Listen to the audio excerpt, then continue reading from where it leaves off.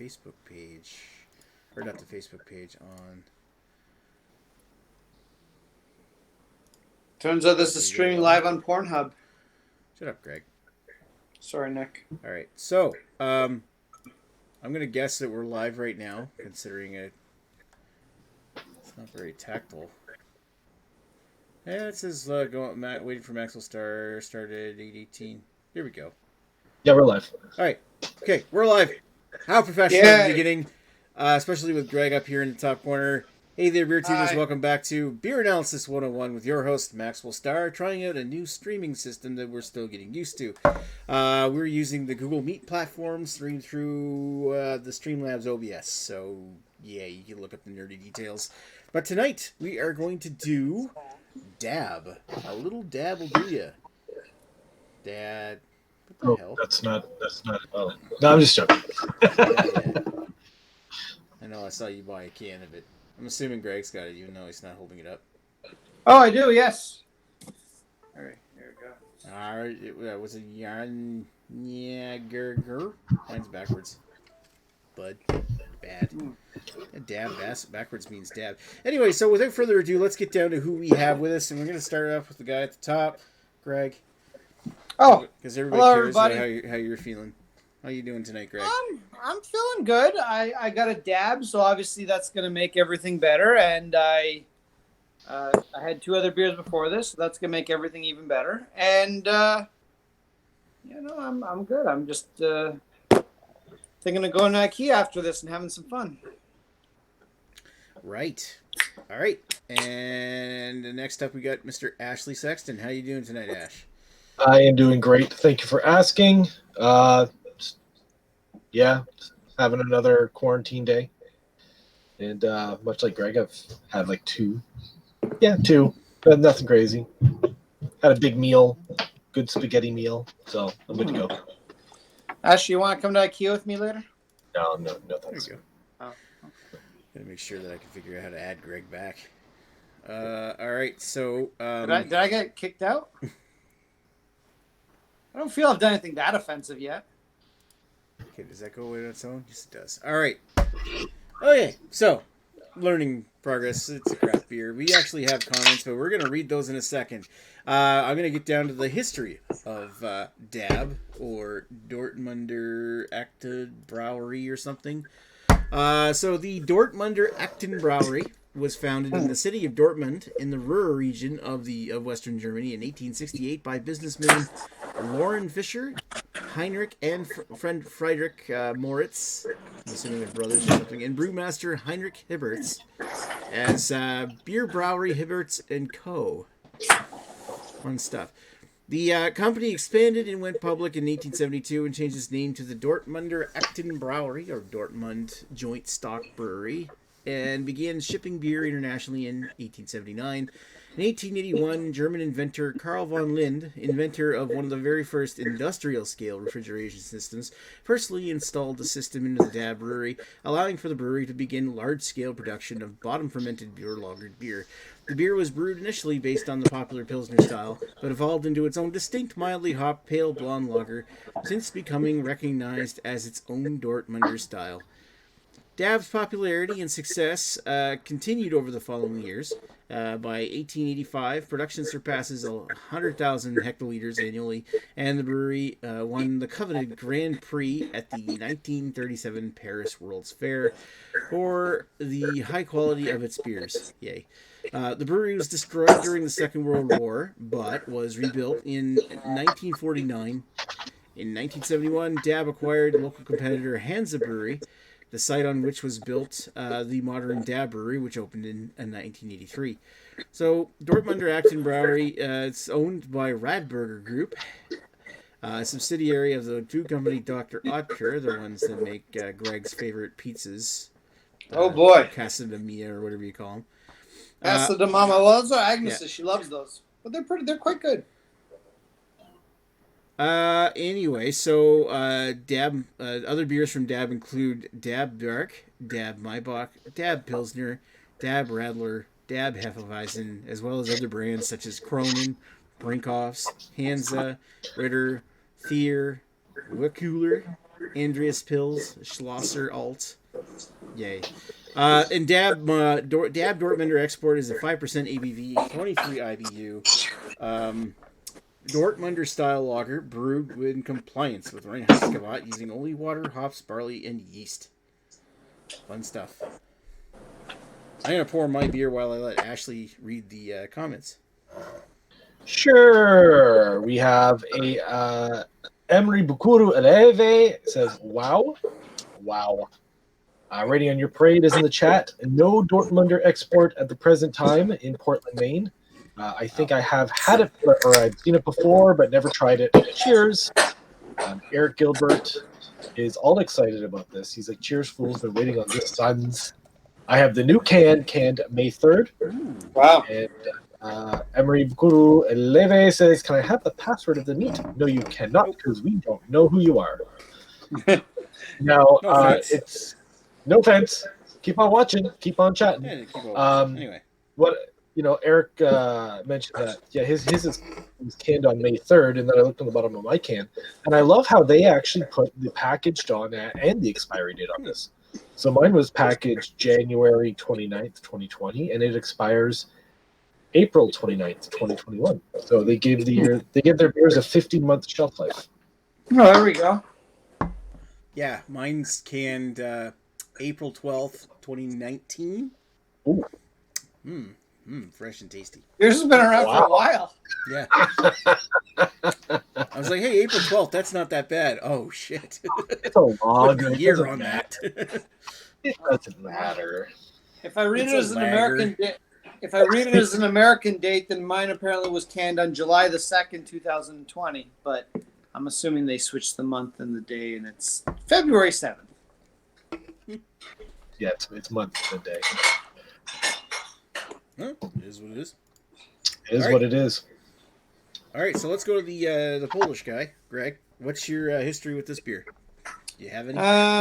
You know what? I probably should have been more professional and checked, but I'm pretty sure I've never had this before, and if I did, it's something that I. Oh no! Hold on. This is Dab Original. This is Dab Export. Well. Okay. No, so I've never had Dab X, but apparently I've had the original before on October 4th, 2017, and I said it's not offensive, but not a great lager. And I gave it a 6 out of 10. I'm kind of wondering if Dab Original and Dab Export are the same beer, to be totally honest. They're probably the same. I can only imagine. They very well might be. It just they show them separately in Untapped, so. But... yeah, so I don't know. So apparently I've had this or something like this once before, and that is my history of it. How exciting. It's mind-blowing, actually. Ooh, fascinating. I couldn't imagine. All right. My mind is blown. Mr. Ash. Yeah, I've had this a bunch of times, Wow.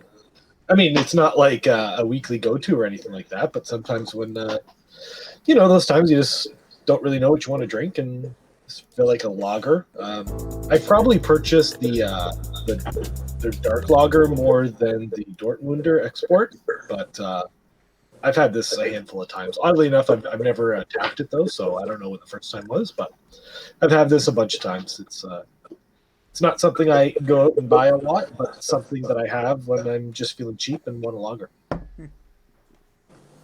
Nice. And I don't want to spend that steam whistle money. So. Oh yeah. It's a good steam whistle facsimile. Because actually for a bottle of this, or for a can of this in Ontario, it's $2.20. Holy shit! I don't think I paid that for it. And I don't know what value. And I can't remember what the price is on the black lager, but I'm sure Eric knows. It's probably like $2. You guys can get the black lager up there? Yeah, I get it all the time. Ooh, so fascinating. Wow. Fascinating. You can get the dark version of this European lager. Anyway, all right, so over to my history on this thing here. I did have the original once. I thought I had the export. I guess not. And I can only assume that maybe they're the same beer, but...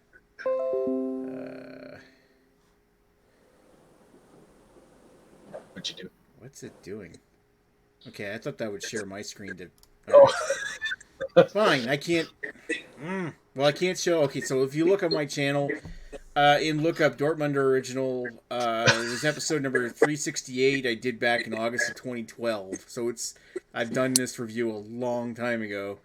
And I don't really remember what I thought about it. I don't think it was anything truly remarkable more than it being a decent drinking kind of pale Euro lager.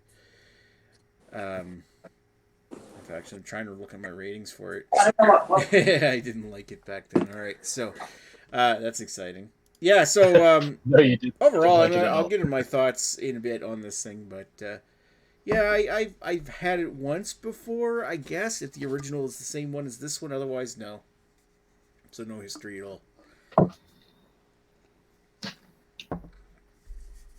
I don't know. Dab's been a beer in a brewery that we've carried products for like the last 10 years at the Lindy liquor stores. It's just never been truly interested in buying them up. Yeah. Yeah, I mean, dabbling into the world of Euro lagers isn't, running the whole gamut of all the different variations isn't really on top of the priority list, I suppose. Collecting the whole set. But it's fine. It is funny. I do find that within Euro lagers, I think everyone sort of has their own personal preference. Everyone sort of dabbled in a few of them and sort of have one or two macro or Euro macro lagers that they sort of hang their hat on, so to speak. So I know. Doesn't Lee likes dab, doesn't he? Yeah, and he's actually in the chat saying "wuzzle wuzzle." Oh. Well, Lee also likes pineapple on his pizza, so he's crazy. Nah, just kidding. We all love pineapple on the pizza. It's fantastic. Wuzzle. All right, so I guess all we have to do is go down to the comments. There's a couple there. This Emery gentleman threw up some emojis. Don't know what they mean, but hello. It's secret code for something. Eric Gilbert said the black lager is like $2.20, so yeah, about the same price as the export lager. Craig from Kent Bear Reviews is in the chat. He says, "Why didn't you use StreamYard for 3 people?" Yeah, in retrospect, I'm kind of missing some of the features that StreamYard has. I'm trying to see if there's any kind of alternative to break. Hey, listen, Nick is into experimenting. Let him do his thing. Nick's just trying to be a trailblazer, I suppose. Makes it awkward. You know, this thing streamed fine, but I'm thinking like for beer analysis, like StreamYard is doing maybe a bit better than this. Because even then I can control who's on screen like Greg, but for like after chats and stuff, this would probably be better. Yeah. What's the limit on this one? 50. Or is there a limit? It's like 55. Oh fuck! We don't have 50 friends. There's no chance of that. Yeah, exactly. We don't have 5 friends. This is true. We have several acquaintances like you were. Baby Huey. Like he couldn't afford to get a can of dab and join us. Yeah, Huey could have got dab. He's probably got 6 cans in his fridge. He probably does. He probably closet drinks lagers with a straw. Probably thinks lagers are a poor people beer. Right. Well, there really isn't much to say about this, and we got more comments if you want to. Yeah, there's comments here. Yeah, let me go through the comments. All right, cool. All right, so yeah, Black Lager's $2.20. Lee Russell from High Tide and Bide is on, and he says Woozle Wuzzle. And I don't know if it is, but who gives a shit what I think. Teku Murray says nice format. Thumbs up emoji. Teku Murray says dab can fuck right off, and then he has like an emoji of like 2 white guys playing basketball hugging each other. Maybe they're grabbing each other's penises. I don't know. Wow, classy. Lee says you can fuck off, Yui. And then Teku Murray again with peanuts, molars, shoes, and a caterpillar. And he says, Wait, did he tell Yui to fuck off? I don't know. Yeah, looks like it says you can fuck off, Yui. Craig, and then Craig told Greg to fuck off. Oh, well, that's reasonable.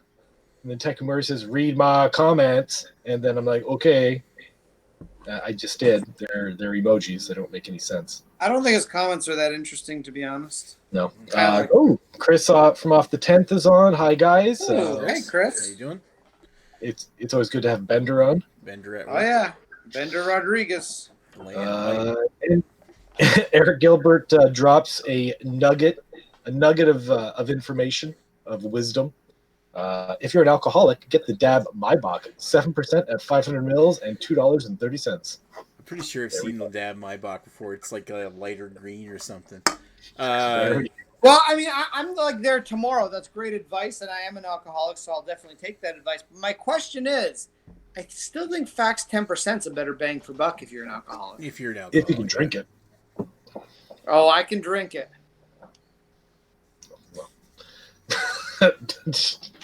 Do you want to drink it while you're drinking it though, or are you what questioning? if I were to mix the Dab Maibach plus the Fax? That'd be a 17% beer, right? That's how math God. works. Yeah, no. What was it? There's shoot, I closed that window. There is like some new macro lager or something sitting next to all the like the cans of Tuborg and Dab at our liquor store called Atlas, and it's like 12% macro lager or some shit. It's Oh some shit, Nick! scary high test shit. Nick, you need to buy that and send that to us for our beer. Oh, that's analysis. gross. Yeah, no. No, But I can't remember where it's from, so I just thought it was kind of, you want to get drunk, there's your hobo drunk right there. That's probably takes the crown from your hobo drunk from your Fax 10. I want to. You know what? I think we need to do a show one day. We need to prep for it and hopefully have more people on it. We need to do the Hobo Beer Gauntlet, where we get all the high gravity lagers we can get in our area and compare them. That would, you know what? We should totally do a BYOB malt liquor or high gravity. Hobo beer. Hobo loggers. You know, there's one GLB makes. They've not made it in a while, but it's Oh Jesus! I just looked up the details on Atlas. It's $3.79 a can for 12%, 500 milliliter can of stuff from the Netherlands. Oh, gross! Yeah, that sounds deadly. Fucking scary. I want to try it now. I don't even need to know the ingredients. You tell me everything I need to know by the price and the volume and the alcohol percentage. It's just like, that's enough. I'm going to score that beer based on the price and the alcohol percentage alone. You don't need a discerning palate to know what the hell that's going to be like. That's like that's a regretful Tuesday night. Right Oh, there, God. Speaking of a regretful Wednesday night, anybody ready to give their thoughts on this beer? I'll give some thoughts. All right, Greg, go right ahead. So, just so you know, the one from GLB, if anyone gives a shit, is called Dirtbag McQuaid's Malt Liquor for Fine Gentlemen. It's only 7%, so it's reasonable. I've tried it before. It was actually it's pretty disgusting, but I think it's meant to be.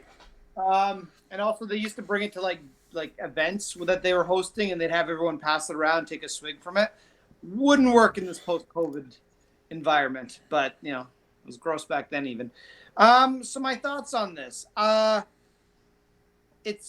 I don't really have any real thoughts on it. It's not. It's one of those right in the middle beers. It's not really bad. It's not really good. It's a Euro lager. I've certainly had better Euro lagers. This one is one of those more, to me, a heavy Euro lager versus sort of one that's a little bit more crisp. And what's the Euro lager? Didn't we do a Euro lager a few weeks ago? And We did Pilsner Urquell last week, Urquell. well, that's a perfect example. That's a nice, fresh, clean one. Very tasty, a little bit sweet. This one is more just, it almost tastes, for lack of a better word, more macro. And I'm sure this is probably a macro, but then again, so is Pilsner Urquell at this point. But I don't get corn from it. I'm assuming there's no corn in it because they do the purity loss. So therefore, my palate checks out. I was getting a bad smell from this beer, although I wasn't 100% sure if it was my glass or maybe the glass wasn't totally clean or something, but I don't seem to be getting it anymore, so that's good. It sort of is what it is. Like, I mean, if I'm giving a rating on a Euro lager, it's like it's a 7. Like I say, it's kind of boring. It's not bad. It's not good. It's just there. I could happily drink it. I would not be upset if I went to Nick's house and he gave me 18 of these. But no, it's fine. Personal enjoyment, I guess. 6.5. Like it's not it's not bad. It's sort of right on the brink of it's good, but it's not. It's kind of boring. Like, I wish I could say something really bad about it. I wish I could say something really good about it, but I can't. It's just kind of. It is what it is.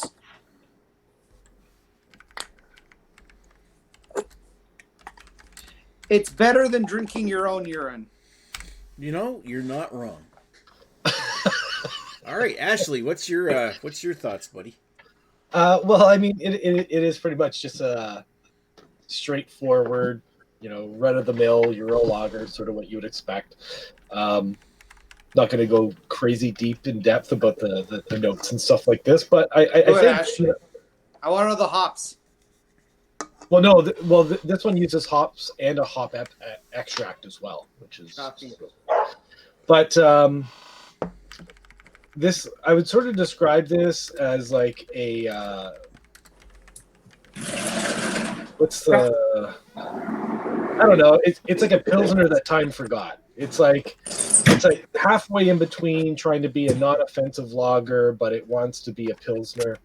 It has a little bit of that bite, but then of like that like hop bite, that hop bitterness, that crispness to it. But then it sort of pulls it back a little bit just to make it more like a charcoal, like run of the mill Canadian type of lager. So it's like trying to dabble into the worlds of being like something that is true to a Pilsner style, but at the same time being as inoffensive as possible.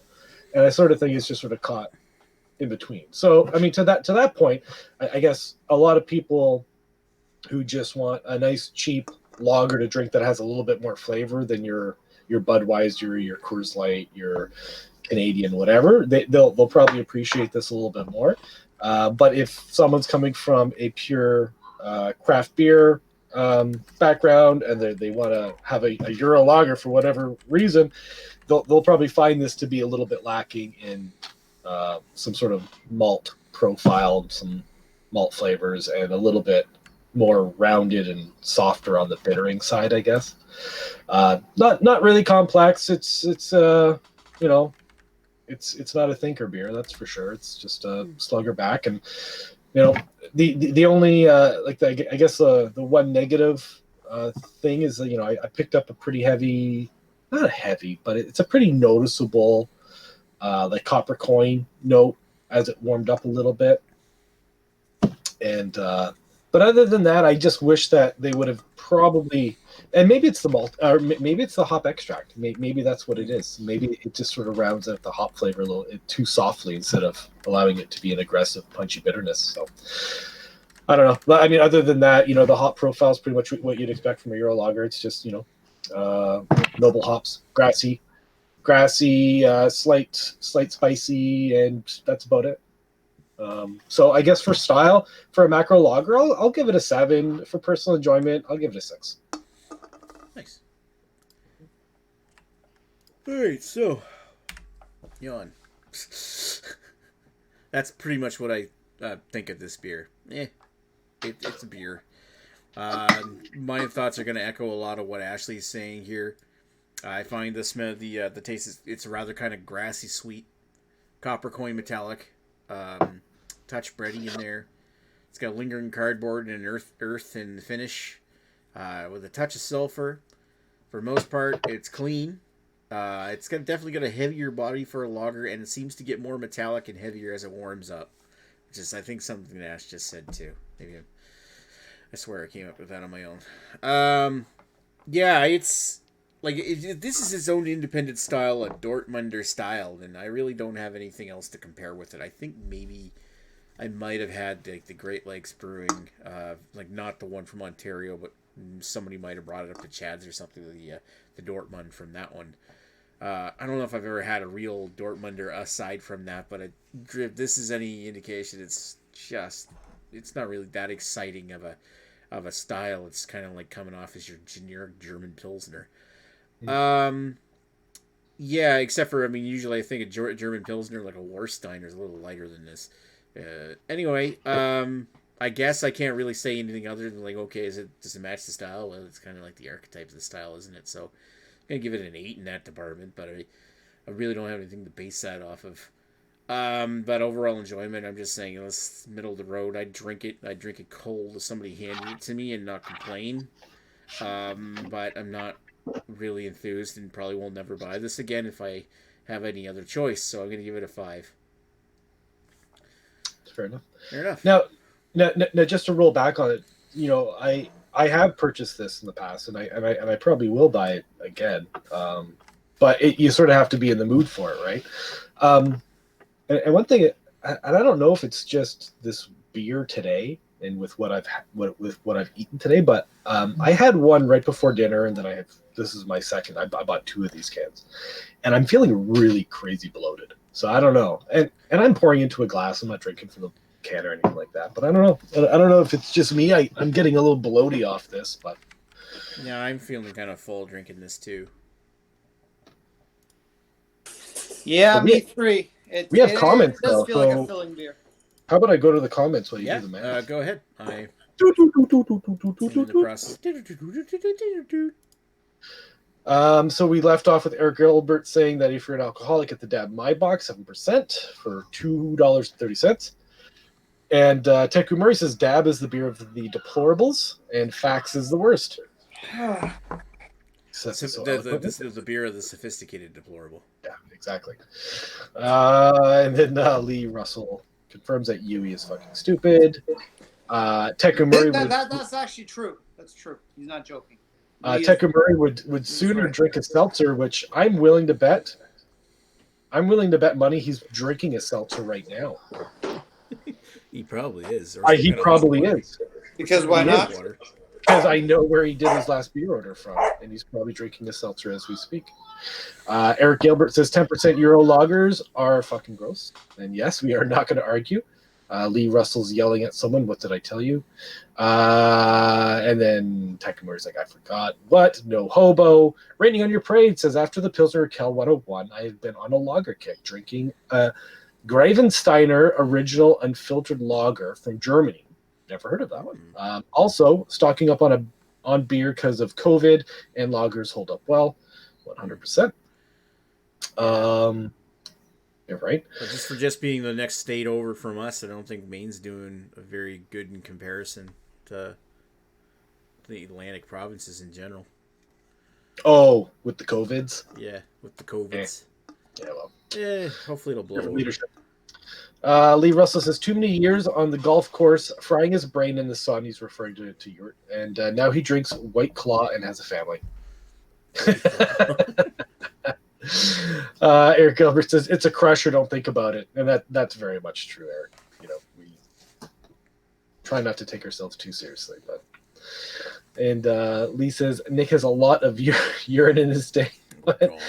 Rating on Your Parade says, yeah, the label of Dab does not say buy me. Yeah, I agree. They could have picked a worse name. And Redbeard's in the chat says, what's next week's beer? Redbeard. You totally missed out on tonight's beer, even though I thought he had a can of it. Yeah, he's probably playing video games. Yeah, probably being a pirate. Probably want to be a pirate next week, too, because next week's beer is Lech. Which Greg has left. Is he vomiting or something? He's muted. No, he's fine. Anyway, Greg's there. I was going to get Greg to introduce this one. But... No, Lech. Would you like Lech. to... No, my dog's being retarded. That's my issue. I'm not puking, but yes, Lech. Yeah.